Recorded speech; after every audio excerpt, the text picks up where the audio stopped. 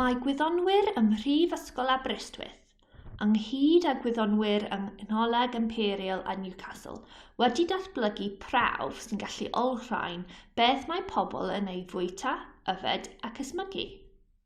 Gall y prawf wrin chwyldradol adnabod yn gywir dros 50 o wahanol fathau o fwydydd yn neiet unigolyn, a hefyd canfod lefelau alcohol a nicotine, gan gynnwys sigarennau.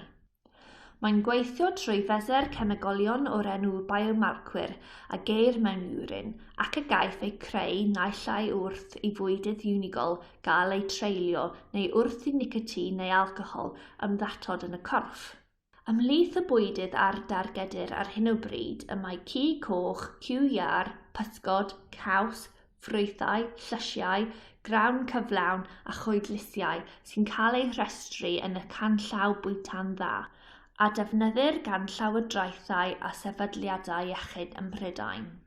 Gall y prawf hefyd fonitro bwydydd nad yllid bwyta gormod ohonynt, fel siocled, bwydydd wedi pobi, coffi, diodydd meddal sy'n cynnwys caffein, yn ogystal â rhoi syniad cyffredinol o faint o protein mae rhywun wedi fwyta.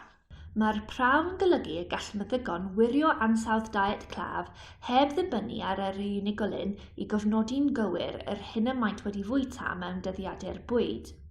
Mae tystiolaeth yn awgrymu bod pobl yn aml yn cofnodi eu diet eu hunain yn anghywir gan dan gofnodi bwyd afiach a gorddweud faint o ffrwythau a slysiau maen nhw'n ei bwyta.